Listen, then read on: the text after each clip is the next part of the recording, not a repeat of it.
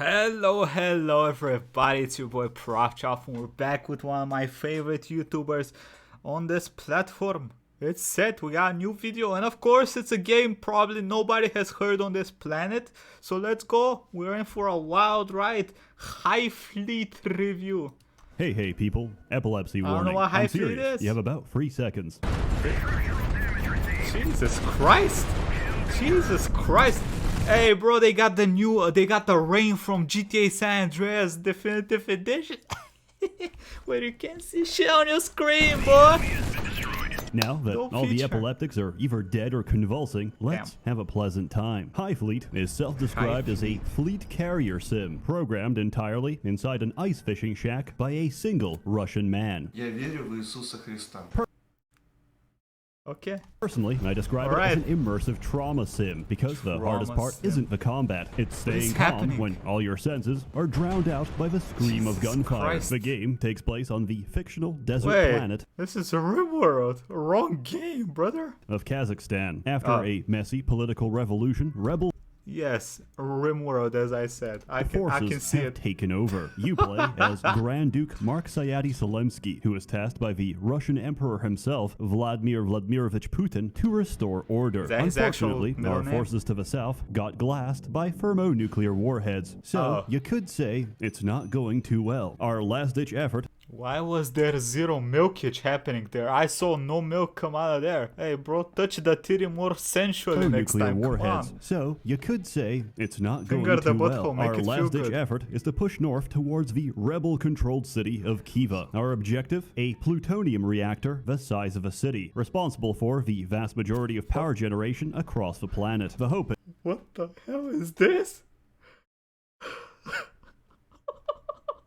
is once we capture it, the enemy will have to surrender, or at least negotiate a truce. However, you're vastly outnumbered, outgunned, and flat out broke. But first, let's get to the controls. Your word of the day, skeuomorphism. Every part of a UI looks like the real-world equivalent of what it's meant to represent. On the map, you're looking top-down from the cockpit, which is crammed with whatever communications devices you've got installed. This may look overwhelming, but compared to an actual Soviet cockpit, it's comparatively simple. Generally, if you make visual contact, it's already too late. The enemy has already spotted our chemtrail, so there's no... So we're in a plane. Hey, I'm sorry, I watched 2 minutes already. I don't know what the fuck's happening. Besides that we're Russian and we got nuked. Isn't it supposed to go the other way around? No point acting innocent, which is why we use all of this shit. At the top left, you've got your radar. Reliable, accurate, and high resolution. The good radar, also known as the overpriced radar, has a range of 700 kilometers. Damn. Check this out. Not only does it locate, but if I make contact, mark it on the map, and maintain course for exactly an hour, I can mark the new position, take a ruler between the 2 points, and find out the velocity and bearing of a signal. But you have to send radio signal to receive it, which means if you see them, they can definitely see you. So sometimes the best option is to turn it off and start panicking. Unfortunately, this sound means our infrared search and track system is working correctly. What does this mean? It means there's a ballistic missile coming towards us, and since infrared is low range at 300 kilometers, it also means brace yourself. In contrast, electronic intelligence, or ELINT, works off. Bro, how does he always find these types of games where I tried the Chinese RimWorld version. That shit is hard as hell to play. This thing, it seems harder. What the hell am I looking at? Passive radar emission, so it's undetectable, long range, and looks like a fucking pretend phone for kids. It's very intuitive. I look at it, see the flashing. Hey, back when I was little, we had these phones where you'd have to like circle. Like it's like a thing, you press the number, it circles and it goes like that. It was so trash. Red light, which says those phones? alert, danger close. And I look away, trying to guess whatever the hell that means. Then there is the radar jammer. You can click it for stress relief, because it doesn't do anything. Imagine getting shot dead in a street, an experience that many Americans can relate to. But as the bullet approaches, you can briefly become invisible. This amazing ability allows you to sneak away from the approaching bullet. However, the only problem is that bullets are typically much faster. Finally, you've got the radio, which intercepts radio transmissions in real time. You'll have to dial in the correct correct frequency, tune the signal, and get a bearing on its direction. You only get a short window of time to do this before you lose the transmission. Even if you get it, surprise, it's usually encrypted. Even if you decrypt it, surprise, it's literally a trucker asking for gas. What kind of truckers are these? Where do you have truckers like these? Single time. The tactical knowledge of where every trucker stops to urinate is vital to the success of your campaign. There's also some other keys to the top right. Those are buttons to commit war crimes. And if you flick the switch, you can control the number of atrocities you'd like to commit. Finally, now we're Russian, I can actually talk about the game. In this game, modern warfare has done away with tanks and aviation. Instead, we fly gigantic 30,000-ton blocks of steel, which guzzle 2,000 cubic tons of pressurized methane every 1,000 kilometers with a carbon emission rating between who cares and it's probably gonna get warmer. Every ship is unique and complementary to the rest of your fleet, which you pick at the start of a campaign. Every ship piece is modular, which can be swapped out and modified as you see fit. There's no safety or hand-holding, so by all means, detach the bridge from your flagship, tumble to your death, and lose the game.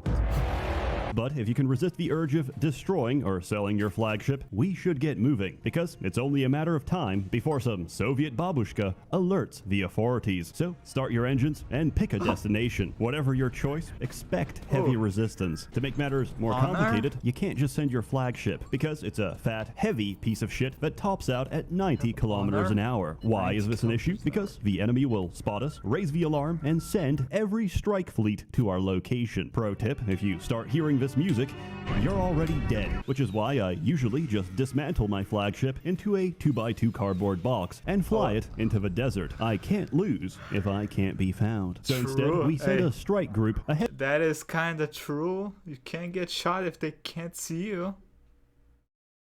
First of the main fleet to kill everyone before they can scream for help. Combat is very simple. You take your diazepam, stare at the drywall for 10 minutes, and return to the PC. Then watch as you get locked on by 3 different ships. It's a trial by fire, but eventually you'll get the hang of it. Typically, you fill your magazine, unload on the enemy, and try to live long enough to reload. And yes, you always fight 1v3. Get used to it. And yes, depending on the weather and time of day, you're going to see a lot of rain. Conversely, you're not going to see much else. Think of every ship in this game as a crab. Punch through its exoskeleton, and there's nothing but soft, tender flesh. The slightest crack in its armor, the slightest puncture in its crusty, and you'll devour the whole thing. There's a structural diagram of whatever ship you're targeting on the bottom right. You can use this to figure out the weak points of any high-altitude crustacean. Fun fact, pressurized methane is very explosive. Locate their fuel tanks, set them on fire, and the chain reaction will usually blow the whole ship. Do you need to know anything else? No. Is there long-term health consequences to flying a ship that knocks out the pilot each time I make a turn? Yeah, probably. But afterwards, there's a lot of burning debris and human bodies that you have to mop up before we can properly land. You're on a limited timer, and you can't save everything, or everyone, because the game will automatically try to save crew members trapped inside the debris. However, those aren't mine. I should know, because I don't build evac pods on my ships. Think about it. The Titanic would have never crashed if it had no life vessels. If the passengers had no option for retreat, they'd plug the hole with their bloated carcasses and save the day. So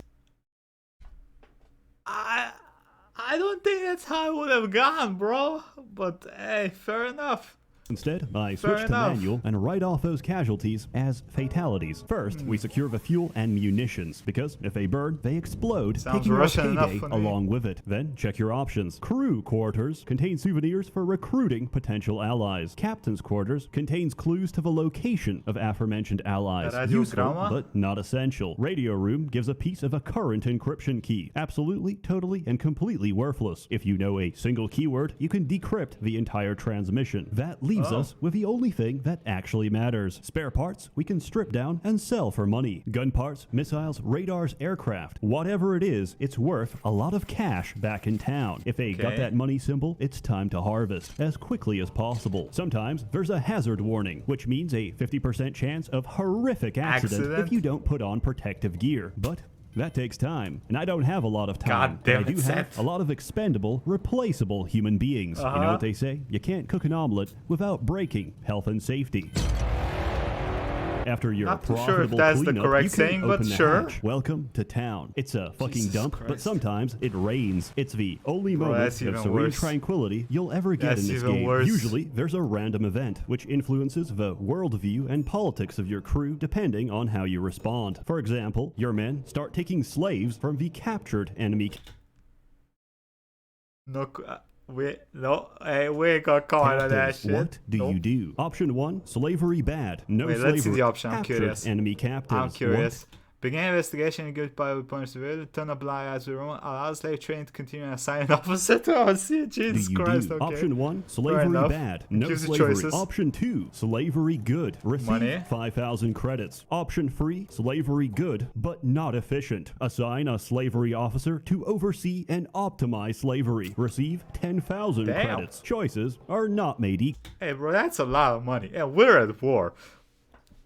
I Some get are bad straight of up you better. too. At some point in the game, rising nuclear ash Growing keeps cold. dropping the temperature. Your general tells you the men are freezing to death, suggesting that you keep the car engine running and burn a small amount of fuel even if you're currently parked. If you agree, temporary plus free morale bonus to all of your men, and Nice. a permanent drain on fuel supply for the rest of the game. If you say Not no, nice. absolutely nothing happens. It's Wait. never brought up again. Worldview is used for skill checks along the story and for charismatic negotiation with Tarkans, former Russian generals Jesus Christ, that guy looks awesome. along the story, Wait, and wait, for wait. charismatic negotiation with Tarkans, former By the way, is it me or does this game give me a little bit of a Warhammer like feel? I don't know why. Russian generals who are currently in hiding from rebel forces. Damn. Appeal to their sense of morality, give them a nice Where's Funko half Pop, his and head? they just might join your campaign so that I can immediately sell their ship for market value. This involves giving a speech, the effect of which is specific to each character's sensibilities. Mainly, I just Why do they all have that thing going out of their nose though? Y'all see that? They have like little wires in their nose and rant shit. about how much I that? fucking Hate hate the poor romanis. and how much money we're gonna make We're not gonna after comment we on kill, that as well. after we shove the gun barrel of democracy down the collective throats of a current government. My impassioned speech is often True very believer. convincing. Tarkans are valuable assets, which can be called up during the campaign to ask for a small loan of 10,000, repeatedly until they no longer pick up. A city what? is effectively a gas station. We drop into the Gazprom depot to get scammed by shitty gas prices by some dude wearing a sack. Every What? gas station also comes equipped with a shipworks for Okay. ship installation and repair. You can do this undocked at low speed, but for serious repairs, you're gonna have to manually land the ship. Welcome to parking, the quickest and most frequent. So it's a roguelike basically. That's what I understood from this video. You go out, you fight shit, you get shit, you go back, you spend the shit and go and do it again, right? Or is there a story to this game, which we'll find out, I guess. cause of a game over. Let's go, Seth.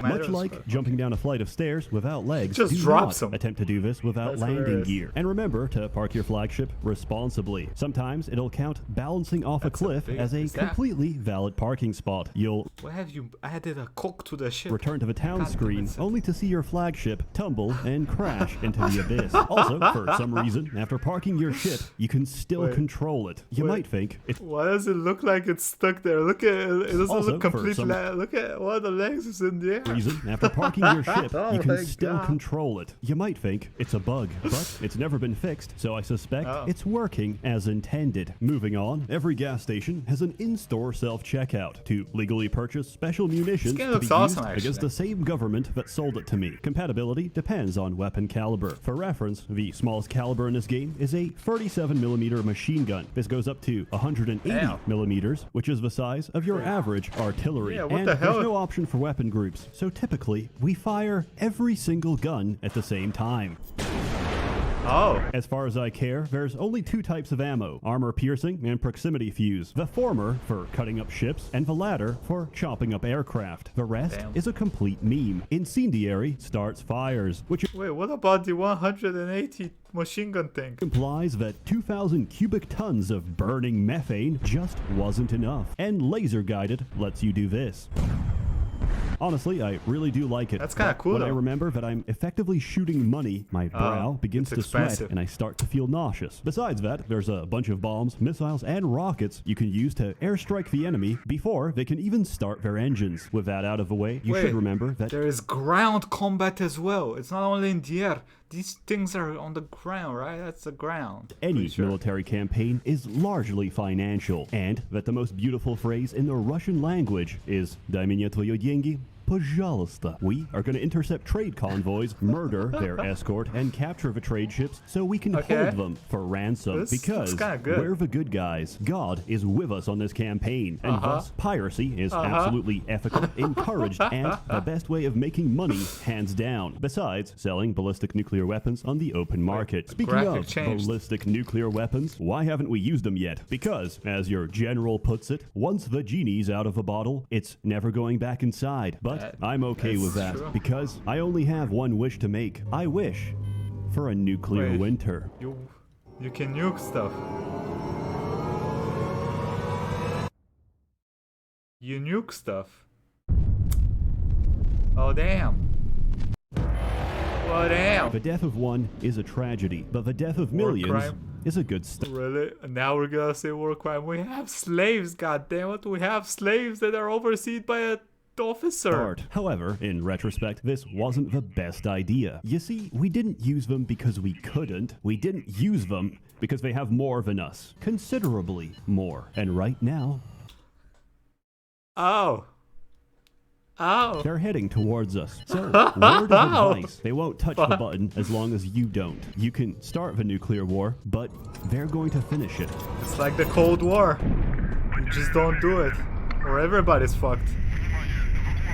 Oh.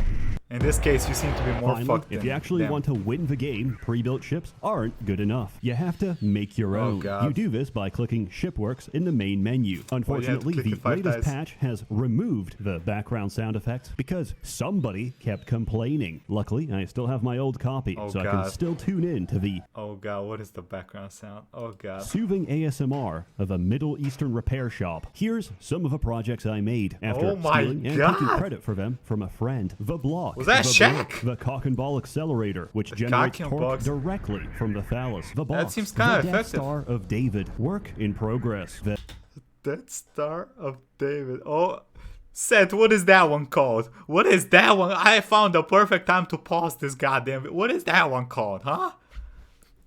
Windmill of Friendship. Footage missing. The Fly Swatter, also known as the Make Shit Crash, because enemies will desperately try to avoid mid-air collision, which instead makes them crash into the ground. When you run out of ammo, you become the ammo. Why did I make this? And that's cool. That's a robot. Eventually, I realized that armor plates are functionally no different to reinforced hull pieces, except they weigh 3 times as much. So I made this abomination. It can take out every strike fleet in the game back to back with no breaks. I can literally sit in the first town, wait until Grandma calls the Gestapo, and watch as the entire rebel military explode in front of me. I love this game, which brings me to my main critique. There's not enough, and I want more. It's like a slice of cake that I want, but I can't have, because I can't legally imprison the developer until he bakes the aforementioned cake. Unless I somehow invite him over on false pretenses, burn his passport, and cuff him to the work table. Does it sound like you've given that a thought, Seth? Why have you given that thought? Why? Why have you thought about that pathway?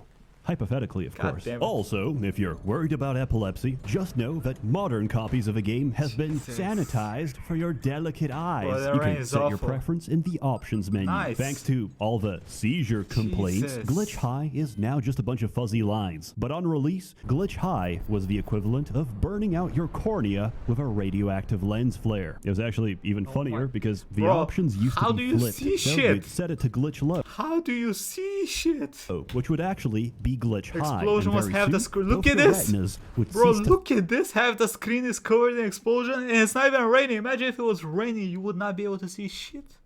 Function and die. If you're interested, you can grab a copy on Steam, or you can physically steal it by cutting the fiberglass cables outside your house and intercepting the individual packets of light. As always, more content to come. Hopefully, more often. So stay tuned. A warm thanks. Wait, that was more content to come. Hopefully.